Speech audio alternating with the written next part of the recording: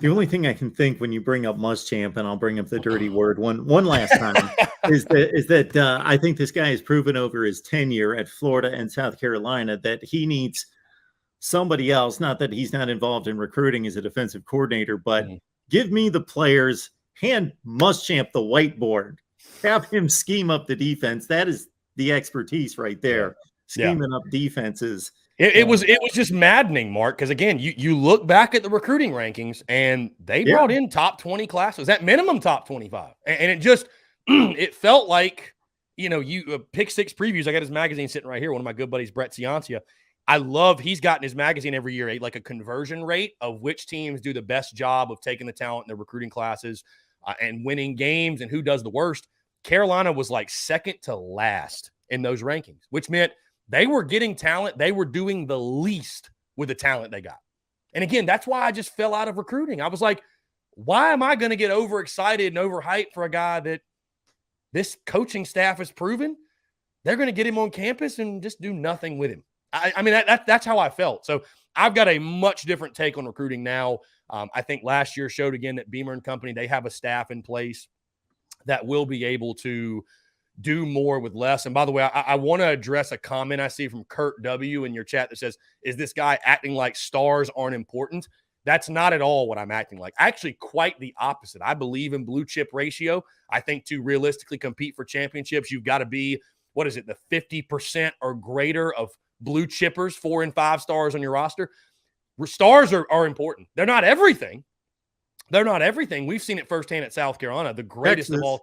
Right. Yeah. The greatest of all time a lot of them are 2 and 3 stars, right? That played at South Carolina. But to say that stars mean nothing would be ignorant. The only fan bases that say, well, stars don't matter, they're not important. The only fan bases that say that are fan bases that their teams don't recruit at a high level. Because I can tell you what, the teams that are in the top 10 in recruiting, they think the star system's great. They think it's flawless. They think it's perfect. So I refuse to be on one extreme or the other. I think stars give you a good indication of the type of talent level guys are, but just because you're a 5-star doesn't mean you're going to be all conference, everything, all American. Like if you don't come in, develop, evolve as a football player, put in the work, them stars don't mean shit. Give me a hungry 3-star kid with upside versus a 5-star that just because he has a nice 40 and, he peaked at 16 years old. You know what I'm saying? Like the stars don't mean, but they are important. Let's not just throw them away, but there is a balance there. There's a balance with the star system. Absolutely, there's a balance. And I also think that if you really study it and break it down, the closer you get to the top, the more they matter. Yeah. The more the difference between 5 and 15 is significant, as opposed to if you're 40 and my team's 50, who knows? Yeah. Well, I mean, Mark, rankings, if you take the average player star rating, and you can find a gap between, let's say, 1 and 8 is the same as like 8 and 25. It drops considerably. And therefore, it's almost like college football on the field. Once you get past the elite, anybody can beat anybody to a certain extent. Yeah. I mean, this sounds so obvious, but it's like everybody wants to talk about coaching and, this coach is this coach is that. Coaches aren't miracle workers, right? They're coaches. Players win games, coaches lose them, right? Like they are what they are. Because when I watch like Alabama, Georgia in the national title, the thing that jumps out to me is, God, their players are just so much better than everybody else's. Like this is a different level of athlete. You know what I mean? So it's players that make the difference. It is. Coaches have a big role in it. Don't get me wrong, but yeah, I mean, when you look at Alabama and they've got a 90% blue chip ratio, there's a reason Alabama's Alabama. It all comes down to recruiting. And again, I would say this, again, fans, stars aren't everything. But if South Carolina under Shane Beamer, if they get to a point where they're in the SEC title game, let's say 5 years from now, right, it happens, the Gamecocks go to Atlanta. It will be because we will look back and say recruiting changed. South Carolina elevated their recruiting significantly. They went from pulling in classes 20 to 25 to, at minimum, I'd say 10 to 15. That will be the reason, because players play the games. And on the surface, that doesn't sound like a difference, but that is a difference. A huge difference. 10 and 20, it's a huge difference. But you got to develop them. Right. Sure. But you know what's crazy too, though, is that under Steve Spurrier, they weren't recruiting at that level yearly. They had that one class in 2007 that was ranked 7th, and they had a couple top 20 classes, don't get me wrong, but the class that Marcus Lattimore signed in 2010, that class was ranked 25th. But they were able to couple with the 5 stars they pulled in were names. Gilmore, Jeffrey, Lattimore, Clowney. Garcia was a piece of that 07 class. And then guess what they did? They took 3 stars like Melvin Ingram, DJ Swearinger, Connor Shaw. Hell, Dylan Thompson was a 2-star, and they got the most out of him. Patrick DeMarco was a 2-star, caught a touchdown in that SEC title game. So there's a mix. I'm not saying that, if you don't recruit at a top 10 recruiting level, you don't have a chance. But again, at the end of the day, it's players that play the game. And the team that has the best players, they're typically going to win. So you got to go get those guys. Jimmys and Joes, not X's and O's. I'm just saying that. And you got to love what you're seeing as a Gamecock fan. If South Carolina especially finishes, if they finish top 20 in recruiting this year, because I think it's a chicken or the egg conversation with recruiting. You need great players to win games, right? But you need to also show progress and win some games to attract better players. Because these good players don't want to go play for a dog shit team. I'm sorry, but 5-star Nicholas Harbor, or whatever his name is, the number 1 player in the country, he don't want to go play for a team that's going 6-6. He wants to go somewhere he can go compete for a title. Because that team that's competing for a title, he's going to get the most exposure. Scouts are going to be watching his every move, and he's going to get to the league. And he's also going to win in the meantime. You know what I mean? Like, they're not going to – Jadeveon Clowney chose South Carolina because they had just gone to the SEC title. And he felt like, I can go here and help them take the next step and win big. So, it's a balancing act. It's a balancing act. But I think Shane Beamer I think he's doing everything on the recruiting trail to take that next step and make it happen in the long run. I just pulled up the 247 Sports team talent rankings, total team talent rankings. That's the composite of the entire roster in the recruiting rankings. Alabama's 1, Georgia's 2, Ohio State's 3, Clemson's 4, LSU 5, and Oklahoma's 6. That is the entire playoff. That is the history of the college football playoff, those 6 teams. Mm-hmm.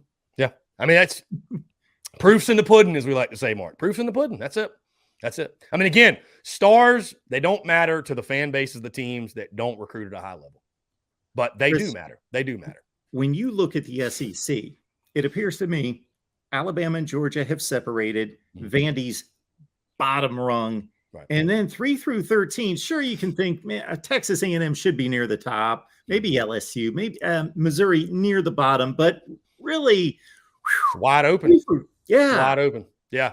I think the Gamecocks, again, because you can make every excuse in the book, Mark, about the schedule and, maybe Rattler's not as good as they say. The offensive line this and the defense that. But at some point, if South Carolina under Shane Beamer, they want to be one of those teams, you got to have a breakout season. You got to go win 8 games this year. You got to break some of these streaks and these trends you got, right? You got to break the trend against Kentucky. Maybe you got to beat Arkansas and Fayetteville. You got to snap your 3-game losing streak to Mizzou. You need to beat Texas A&M. You've lost 8 in a row to them and never beaten them before. You need to snap a 7-game losing streak to Clemson.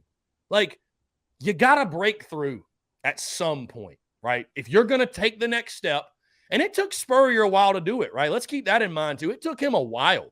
They had some early success, won the Liberty Bowl in year 2, had a nice, 8-win season in that second year.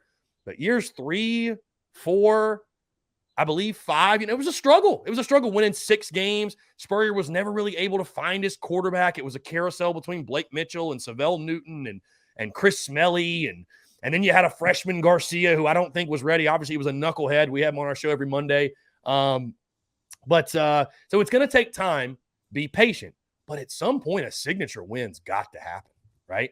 And so I don't want to heap all the expectations in year 2, but what the transfer portal has done, it has changed, I think, the whole rebuilding idea, right? Where it's South Carolina landed a Spencer Rattler. Normally for a coach before transfer portal was a thing, in recruiting, you're probably not pulling a guy like that in recruiting until year 3 or 4, until you've really shown progress and, you know what I mean? Built your culture. So you could argue South Carolina is a little bit ahead of schedule in that regard.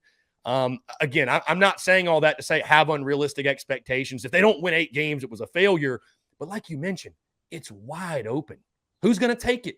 Because like you said, we know Georgia and Bama are at the top, and we know Vandy's at the bottom, right?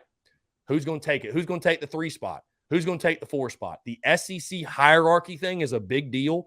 That's why I think it's important for, hey, for example, a South Carolina to take advantage of a Florida that has a first-year coach.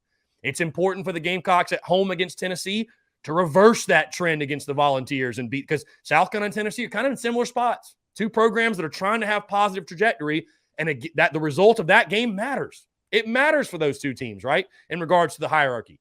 Kentucky, they're getting picked preseason to finish 2nd in the East. Result of that game matters. If Carolina's ever going to get back to even getting close to sniffing where Georgia is, they've got to beat Kentucky, Mark.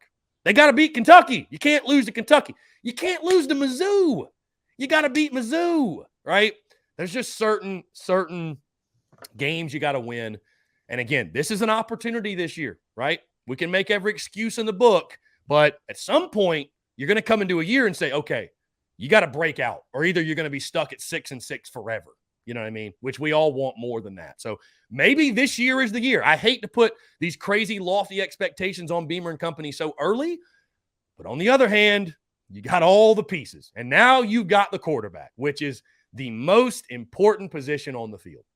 So maybe it'll happen this year. I mean, you got the opportunity there. I mean, like Arkansas, for example, week 2 is a fantastic opportunity. Great opportunity. I know our fan base is excited for it. Unfortunately, I feel like a lot of people are putting all their hopes and expectations on that game. It's like, all right, if this season's going to be worth a damn, Carolina's got to beat Arkansas. I don't think that's the mentality people should take. But I will say this, Mark. I've labeled Mizzou as the most important game of the year. To me, to have a successful season, you got to beat Mizzou at home. If you lose that one, we got a whole other set of issues.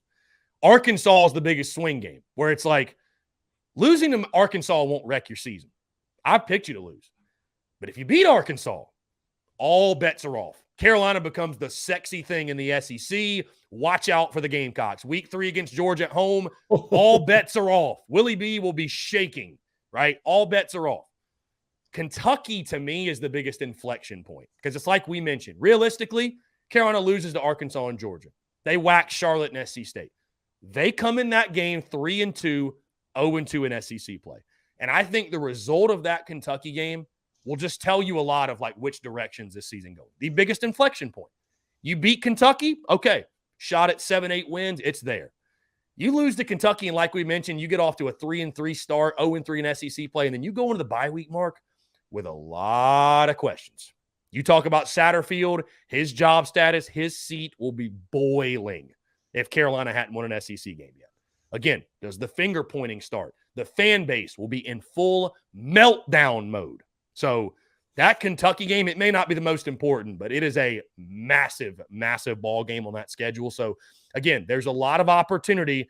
There's a lot of questions. And like we mentioned at the top of the show, Mark, the only way we're going to get answers is for toe to meet leather in 30 days, and we get after it. So